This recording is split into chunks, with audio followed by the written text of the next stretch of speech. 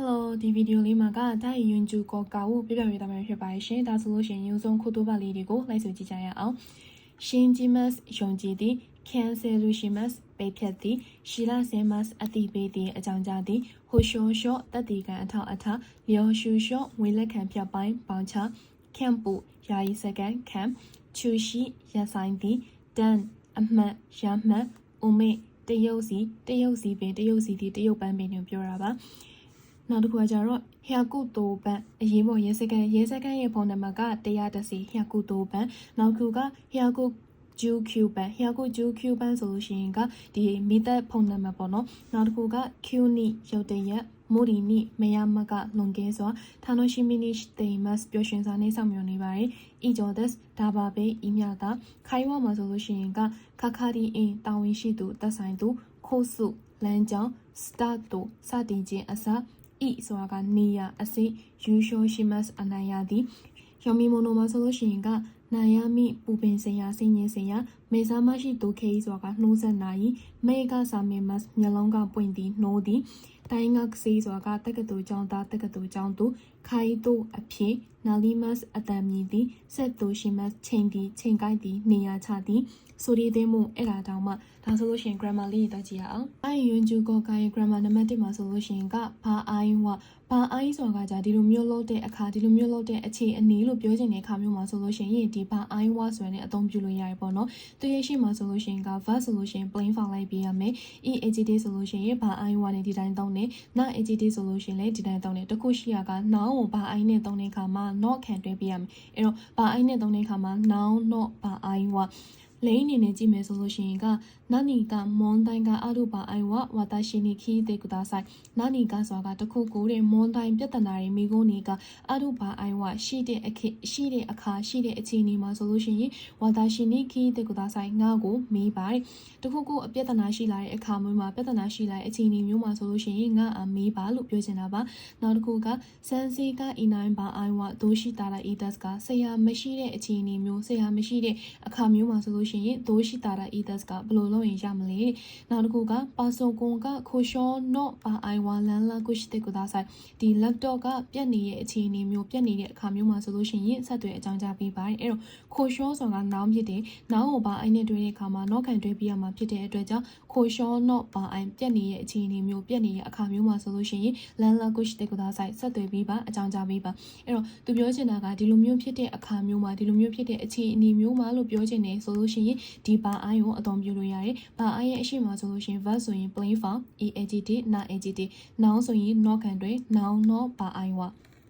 နောက်တစ်ခုကကျတော့ noni ဆိုတာကကျတော့ဘယ်လိုမျိုးလဲဆိုလို့ရှိရင်ကိုကဒီလိုမျိုးလုံးနေပါရဲ့နဲ့မကြည်မနှက်ပြောဆိုခြင်းတဲ့အခါမျိုးမှာဆိုလို့ရှိရင်ဒီ noni ဆိုတဲ့ဟာနဲ့တွေ့သုံးပေးလို့ရပါတယ် noni ရဲ့ရှေ့မှာဆိုလို့ရှိရင်ကကိုလုပ်ခဲ့တဲ့အရာအတွက်မကြည်မနှက်ပြောဆိုခြင်းတာဖြစ်တဲ့အတွက်ကြောင့် verb ဆိုလို့ရှိရင်တာဖောင်သုံးပေးရမယ် plain form လိုက်လို့မရဘူး verb ဆိုလို့ရှိရင်တာဖောင်သုံးမယ် noni နဲ့သုံးမယ် e ဆိုလို့ရှိရင်က noni နဲ့သုံးမယ် na AGT လိုက်တယ် noun ဆိုလို့ရှိရင်ကအဲ့ဒီ noun နဲ့ noni နဲ့သုံးတဲ့အခါမှာ na ခံတွဲပေးရမယ် noun na noni ဆိုပြီးတော့သုံးပေးရမယ်လိန်အနေနဲ့ကြည့်မယ်ဆိုလို့ရှိရင်က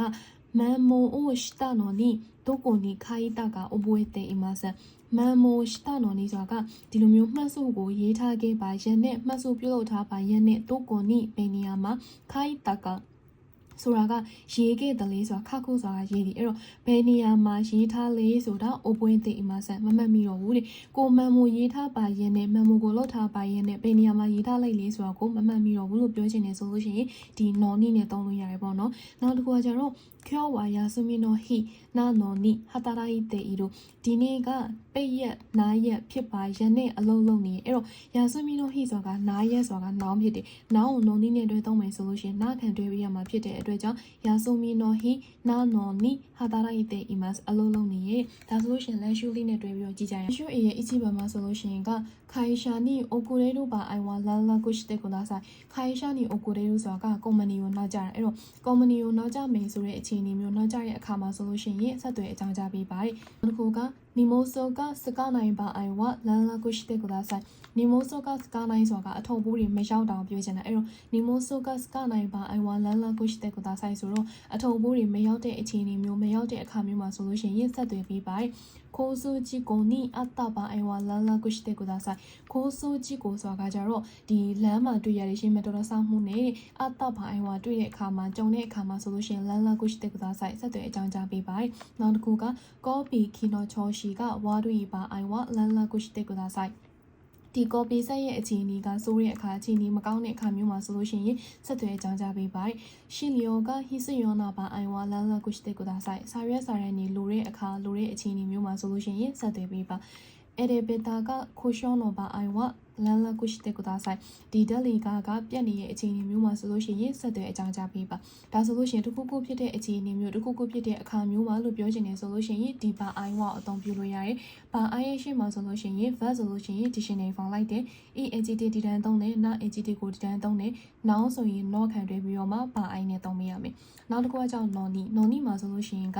一生懸命勉強したのに試験の点が悪かったですအဲ့တော့စ조사ပန်းစားစာလေးလာခဲ့ပါရက်နဲ့စာမေးပွဲရဲ့အမှတ်ကမကောင်းခဲ့ဘူးတဲ့သူဒီလိုမျိုးစ조사ပန်းစားစာလုပ်ခဲ့ပါရက်နဲ့ဆိုပြီးတော့မကြည်မနဲ့ပြောဆိုခြင်းနဲ့ဆိုလို့ရှိရင်ဒီ noni ဆိုတာနဲ့တွဲသုံးပေးရမယ်နောက်တစ်ခုကကျတော့စံကျုပ်ပုံမမတဲ့ဤတို့ noni ထခုရှိကခိမဆန်မိနစ်30တောင်မှစောင့်နေပါရက်နဲ့တက်ဆီကမလာဘူးတဲ့နောက်တစ်ခုကこのレストランは美味しくないのに値段が高いですဒီစားတောက်ဆိုင်ရာဆိုလို့ရှိရင်美味しくない EAGT ဖြစ်တဲ့အရာသာမရှိဘူးအဲ့တော့ EAGT ကို noni နဲ့ဆိုရင်ဒီတိုင်းတွေ့ရမယ်美味しくないのに値段が高いအရာသာမရှိပါရဲ့နဲ့ဈေးကကြီးဒီလိုမျိုးဖြစ်နေပါရဲ့နဲ့ဒီလိုမျိုးဖြစ်တယ်ဆိုစန့်ကျင်ဘက်ကိုပြောချင်တယ်ဆိုလို့ရှိရင် noni နဲ့သုံးလို့ရတယ်နောက်တစ်ခုက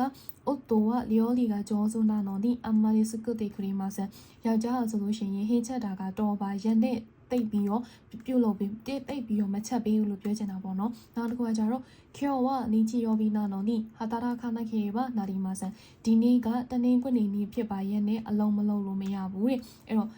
AGT ဆိုလို့ရှိရင်လည်း noni နဲ့ဒီတိုင်းတွေ့တယ်။ na AGT ဆိုလို့ရှိရင်လည်း noni ကိုဒီတိုင်းတွေ့တယ်။တခုရှိရက noun ကို noni နဲ့ဆိုလို့ရှိရင် na ခံတွေ့ပြီးတော့နေချီရောပြီး na noni ဟာတာရာခနာခေတွေပါနာလီမဆန်။အဲ့ဆိုရင်ဒီ grammar လေးပါဆိုလို့ရှိရင်ကဘာအိုင်တခုခုဖြစ်တဲ့အခြေအနေမျိုးတခုခုဖြစ်တဲ့အခါမျိုးမှာဆိုလို့ရှိရင်ဘာအိုင်နဲ့တွေ့တော့တယ်။နောက်တစ်ခုကမကြည်မနှက်ပြောဆိုခြင်းနဲ့ကိုဒီလိုလုပ်ခဲ့ပါရဲ့နဲ့ဒီလိုမျိုးဖြစ်နေရလို့ပြောဆိုခြင်းနဲ့ဆိုလို့ရှိရင် noni နဲ့တွေ့တော့ပြရမယ်။ဒါဆိုလို့ရှိရင်ပုံခင်းလေးပုံလေးတွေကိုတွက်ကြည့်အောင်။本件1もそのシーンがカードをなくした場合はすぐカード会社に連絡してください。カードをなくすဆိုတာကကတ်ကိုဖျောက်လိုက်မြင်အဲ့တော့ကတ်ပြောက်သွားတဲ့အခါမျိုးမှာကတ်ပြောက်သွားတဲ့အချိန်မျိုးမှာဆိုလို့ရှိရင်ချက်ချင်းကတ်ကုမ္ပဏီကိုဆက်သွယ်အကြောင်းကြားပေးပါတယ်။နိဗ္ဗာန်မှာဆိုလို့ရှိရင်က約束をしたのに彼女は来ませんでした。ချိန်ဆိုထားပါရဲ့နဲ့ကောင်မလေးကသူမကမလာခဲ့ဘူး။約束をしたのにချိန်ဆိုထားပါရဲ့နဲ့彼女はသူမဆိုလို့ရှိရင်来ませんでしたမလာခဲ့ပါဘူး။レイボン1မှာဆိုလို့ရှိရင်က地震で電車が止まった場合は無理に帰らないで会社に泊まってください。地震でဆိုတာကငလင်ကြောင့်အဲ့တော့ဒေးဆိုတာကတခုခုဖြစ်တဲ့အတွက်ကြောင့်ငလင်ကြောင့်電車が止まった場合ရထားတွေကရပ်တန့်သွားတဲ့အခါမျိုးရထားတွေမလာတဲ့အခါမျိုးမှာဆိုလို့ရှိရင်無理に帰らないでဒီအတင်းအကျပ်မပြန်မင်းနေတဲ့ခိုင်ရှာနေတော့မတိကဒါဆိုင်ကုမ္ပဏီမှာပဲတေးခုပါဟိုက်ဝါကာဒီမတ်တာဟုတ်ကဲ့နားလည်ပါပြီနိဗ္ဗာန်မှာဆိုလို့ရှိရင်ကကိုရီကこのコンピューターの保証書ですဒီဟာဒီ laptop ရဲ့保証書ဆိုတာကじゃအမကန်စာရွက်ကိုပြောချင်တာပါချောရှိကားဝါတွေပါအိုင်ဝအခြေအနေကဆိုရင်အခြေအနေကမကောင်းတဲ့အခါမျိုးမှာဆိုလို့ရှိရင်この番号に連絡してくださいဒီနံပါတ်ကိုဆက်သွယ်ပေးပါဟိုက်ဝါကာဒီမတ်တာဟုတ်ကဲ့နားလည်ပါပြီဆမ်းမှာဆိုလို့ရှိရင်ကこの図書館ではコピーの領収書がもらえますかဒီစာကြည့်လိုက်မှာဆိုလို့ရှိရင်ね copy ဆိုတာကဒီ copy ကူးတာရဲ့လျော်ရှုလျှော့ငွေလက်ခံဖြတ်ပိုင်းဖောင်ချကိုမိုလာယမတ်ကရနိုင်မလားဟိစယောနာပါအိုင်ဝါဣတေကတာဆိုင်လိုတဲ့အခါမျိုးမှာလိုအပ်တဲ့အခြေအနေမျိုးမှာဆိုလို့ရှိရင်တော့ပြောပြပါရုံးမှမှာဆိုလို့ရှိရင်ကခါကြီးရဂျီရှင်နောပါအိုင်ဝါဇက်တိုင်းနီအဲ့ဒီဘေတောက်စကောင်းနိုင်တေကတာဆိုင်မီလောက်နာရီငလီနေဖြစ်တဲ့အခြေအနေမျိုးနောင်ဖြစ်တဲ့အတွက်ကြောင့်ပါအိုင်နဲ့ဆိုရင်တော့ခံတွဲပေးရမယ်အဲ့တော့မီလောက်နာရီငလီနေဖြစ်တဲ့အခြေအနေမျိုးမှာဆိုလို့ရှိရင်ဇက်တိုင်းနီတေချာပေါက် elevator တက်လီကောက်ကိုစကောင်းနိုင်တေကတာဆိုင်အသုံးမပြုပါနဲ့ဟိုက်ဝါကာဒီမတ်တာဟုတ်ကဲ့နားလည်ပါပြီ ကောမှာဆိုလို့ရှိရင်က speech はうまくいきましたかမေကွန်ပြောတာက speech လုပ်တယ်ဆိုတာကうまくいきましたかကောင်းကောင်းပြီးသွားပြီလားအဆင်ပြေခဲ့ရဲ့လားいいえဟင်းနဲ့一生懸命練習して覚えたのに途中で忘れてしまいましたဒီစ조사ပန်းစားနဲ့လေ့ကျင့်ပြီးတော့မှတ်ထားပါရဲ့နဲ့တဝက်တစ်ပြည့်နဲ့မေ့သွားခဲ့တယ်တဲ့နောက်တစ်ခုလောကုပံမှာဆိုလို့ရှိရင်က冬なのに桜が咲いていますねတဲ့ဆောင်းရာသီဖြစ်ပါရဲ့နဲ့桜ပန်းတွေကပွင့်နေရင်တော့ဆိုပြီးကြောင်သွားတာပေါ့နော်အာရီဝ桜じゃありません梅ですよတဲ့အဲ့ဒါကအဲ့ဒီဥစ္စာဆိုလို့ရှိရင်ね桜မဟုတ်ပါဘူးတဲ့ဒီ梅စီတရုတ်စီပင်ပါလို့ပြောချင်တာပါဒါဆိုလို့ရှိရင်ပုံကိ1ကနေပြန်ဆိုကြည့်ကြရအောင်ပုံကိ1カードをなくした場合はすぐカード会社に連絡してください。2、約束をしたのに彼女は来ませんでした。例本1、地震で電車が止まった場合は無理に帰らないで会社に泊まってください。はい、わかりました。2、これがこのコンピューターの保証書です。調子が悪い場合はこの番号に連絡してください。はい、わかりました。3、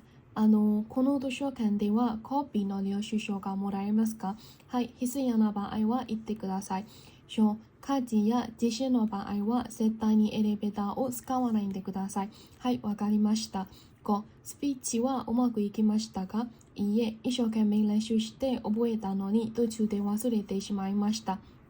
6、冬なのに桜が咲いていますね。あれは桜じゃありません。梅ですよ。はいဒါဆိုလို့ရှိရင်တော့ဒီဗီဒီယိုလေးမှာဆိုလို့ရှိရင်ဒါရင်ယွန်ဂျူကောကရဲ့ကိုတိုဘဂရမာနဲ့ဘုံကိလေးပုံလေးတွေကိုပြပြပေးတာပဲဖြစ်ပါရှင်။နောက်မလေးရရှိလို့ရှိရင် comment လေးမှာမှန်းခဲ့ပေးလို့ရပါတယ်နော်။မျက်နှာလေးတစ်လောက်လေးပြင်ပြပေးပါမယ်ရှင်။အားလုံးပဲအချိန်မီကြပါစေ။ Bye bye